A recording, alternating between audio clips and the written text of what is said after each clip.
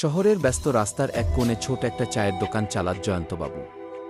বিকেলের দিকে যখন অফিস ফেরত মানুষের ভিড় জমত, তখন এক অদ্ভুত দৃশ্য দেখা যেত। জয়ন্তবাবু একটা মাটির পাত্রে কিছু চিরকুট রেখে দিতেন, আর তার পাশে লেখা থাকত, যদি আপনার মন খারাপ থাকে তবে একটা চিরকুট তুলে নিন, আর যদি মন ভালো থাকে তবে অন্য কারো জন্য একটা ভালো কথা লিখে রেখে যান। একদিন এক যুবক এলো, চোখে মুখে চরম হতাশা। সে চাকরি হারিয়ে বিষণ্ণ মনে চা খেতে এসেছিল। জয়ন্তবাবু হাসি মুখে তাকে মাটির পাত্রটি এগিয়ে দিলেন। যুবকটি অনিচ্ছা সত্ত্বেও একটা চিরকুট তুলল। সেখানে লেখা ছিল, আজকের রাতটা যতই অন্ধকার হোক না কেন, কালকের সূর্য কিন্তু ঠিক সময়েই উঠবে, একটু ধৈর্য ধরুন। কথাটা যুবকের বুকে গিয়ে লাগল। সে চায়ের কাপটা নামিয়ে রেখে জয়ন্তবাবুকে ধন্যবাদ জানিয়ে চলে গেল। কয়েক মাস কেটে গেছে। একদিন এক দামি গাড়ি এসে দাঁড়াল সেই চায়ের দোকানের সামনে।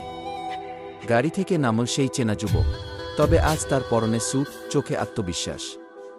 সে জয়ন্তবাবুর কাছে এসে বলল, কাকু, সেদিন আপনার ওই চিরকুটের কথাগুলো আমাকে নতুন করে লড়াই করার শক্তি দিয়েছিল। আজ আমি একটা নতুন কোম্পানিতে ভালো চাকরি পেয়েছি। যুবকটি পকেট থেকে একটা নতুন চিরকুট বের করে মাটির পাত্রে রাখল। এবার সেখানে লেখা ছিল, কখনো আশা হারাবেন না, কারণ অলৌকিক কিছু ঘটার ঠিক আগের মুহূর্তটাই সবচেয়ে কঠিন হয়। গল্পের মূল কথা, আমাদের একটা ছোট ইতিবাচক কথা বা সামান্য সহানুভূতি অন্য কোনো মানুষের পুরো জীবন বদলে দিতে পারে।